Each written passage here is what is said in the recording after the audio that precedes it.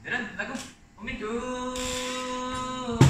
Yesus tersatukan kita.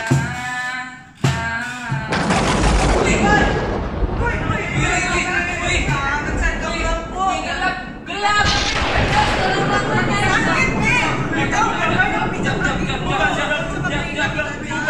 Oke.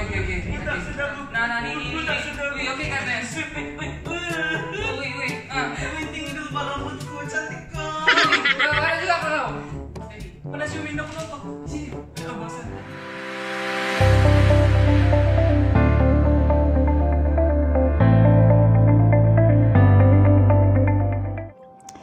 Raja Daud menyamakan Alkitab sebagai pelita bagi kaki kita dan terang bagi jalan kita. Bagaimana sukarnya kita berjalan di dalam kegelapan, begitulah kita hidup di dunia ini tanpa firman Tuhan. Nah, minggu ini kita akan belajar dan melihat mengenai Alkitab dan juga firman Tuhan.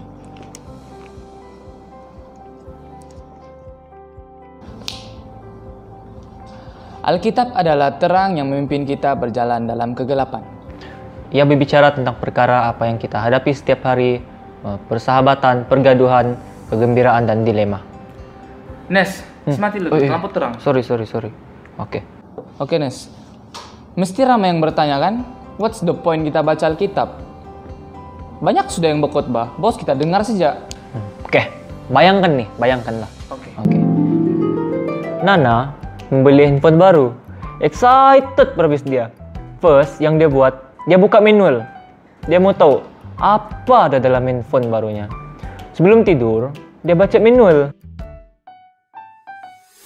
Dia highlight lagi apa yang dia rasa penting dalam manual tuh. Dia pun pikir, Wih, ini mesti mau hafal ini. dia baca manual tuh di semua tempat. Masa jogging, masa makan, recording pun dia baca juga. Sampai satu tahap, dia buat lagu yang menceritakan tentang kehebatan handphonenya. Handphoneku, si. Handphoneku, canggih. Itu sudah liriknya. Beli kasih. Dia sanggup belajar bahasa Korea untuk paham manual itu dalam bahasa aslinya. Masalahnya, dia belum pun pakai handphonenya. Nana terlepas poinnya di sini. Tujuan manual itu adalah untuk membantu kita menggunakan handphone kita dengan lebih efektif. Sama juga, kita boleh baca seluruh Alkitab dari Kejadian sampai Wahyu, tapi masih terlepas main point yang tertulis dalam Alkitab. Alkitab diberikan kepada kita supaya kita dapat menjalinkan hubungan yang intim dengan Tuhan. Ianya penting untuk dipelajari, tapi jangan sampai kita terlepas main point Alkitab, yaitu mengenali Yesus melalui firman-Nya. Kan Brats? Kalau kita baca Alkitab nih semata-mata untuk lengkapkan pembacaan harian kita, macam susah banget fokus. Iya, Pak. Kadang-kadang pandai lagi kita buka apps lain. Macam Facebook, WeChat, Twitter, WhatsApp, TikTok, micet, Omegle. Tapi kalau tujuan kita untuk mengenali Yesus, apa yang dia ajar, apa yang dia buat, macam excited banget. Iya, Jo. Terjatuh spek. Excited betul nih. Excited. Mi, kau pernah kata baca novel ataupun kau tengok drama kan yang bikin kau penasaran betul mau tahu pasal endingnya? Pernah ya macam si Mak Leha yang dia punya tajuk 7 Hari Mencintaimu itu? Wah, aja. Nah, macam begitulah kalau kita mau kenal Yesus kan, kita mau baca tuh Alkitab kan setiap hari. Lagi-lagi macam sekarang nih, anytime and everywhere, semuanya di hujung jari sejak kita mau baca Alkitab. Oke guys, kami akan share beberapa cara kita untuk memahami dan membaca Alkitab. Yeah.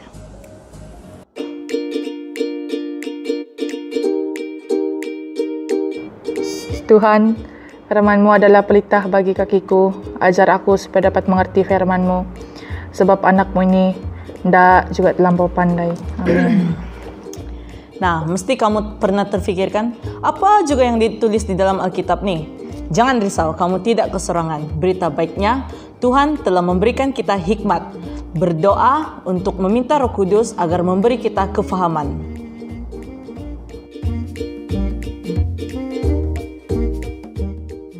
Seperti rusa yang merindukan sungai yang berair, demikianlah jiwaku merindukan Engkau, ya Allah. Nah, Mazmur nih kan kalau keperasan jiwang betul, banyak betul dia punya puitis bahasanya. Memanglah, sebab Mazmur ini kan banyak lagu-lagu, ada kiasan-kiasan lagi. Itulah pentingnya untuk kita belajar latar belakang ini kitab-kitab.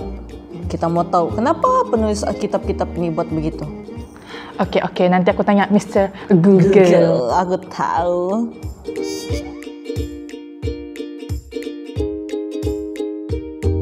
Korintus nih, siapa yang menulis? Oh, si Paulus. Terus dia mau bagi sama jemaat di Korintus. Sudah namanya 1 Korintus. Lain ya kalau 1 Malaysia. Hai. Banyak soalan yang kita boleh tanya. Antaranya, apa poin surat ini ditulis kepada pembaca asal? Dan apa kaitannya dengan saya?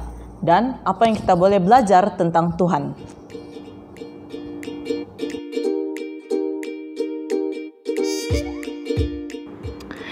Aduh, susah pula ini. Masalah baca.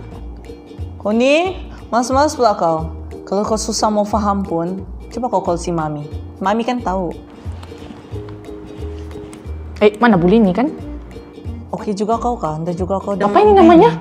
Mouse betul. Oh iya, patutlah dapat telepon orang kan? Ya, kesian bahkan kau ini. Terlampau sudah itu. Dah.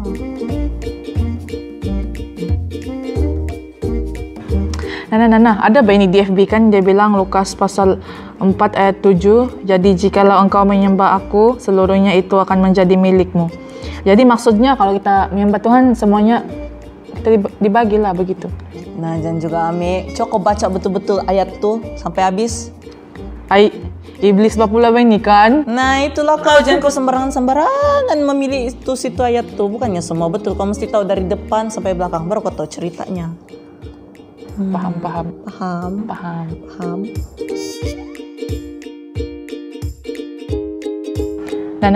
Nah.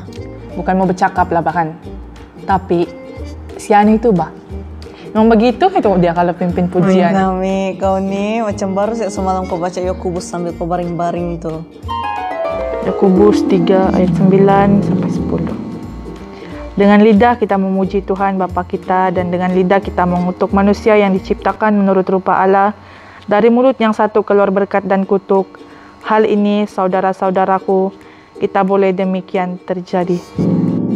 Nah, kan firman Tuhan sudah kata jaga lidahmu. Kenapa kau tidak jaga lidahmu nih, Mi? Sama juga tuh, tidak guna aja kau baca Alkitab, tapi kau tidak kasih praktik sama dirimu, tidak guna tuh, Mi. Betul, tidak guna. Yalah banana. Yalah. Jadi guys, apa macam? Boleh sudah kita start baca Alkitab kan? Aku semalam sudah baca Kejadian. Sekarang nih aku nggak sabar membaca pasalmu. Sempatkah dia buat dia punya bahtera? Baca dulu. Nantilah. Kalau iya pun, saya habis recording. Nah, dan semestinya kita mau jadi macam si Ernest. Baru mula baca dari Kejadian. Kami mencadangkan kamu mula baca daripada Injil Yohanes. Ya, mulakan dengan membaca beberapa ayat atau paling senang 1 hari 1 bab. Tuhan mengasihi kita. Dia berbicara kepada kita melalui firman-Nya yang menolong kita berjalan dalam dunia ini. Jumpa minggu hadapan. Bye. Kami log out.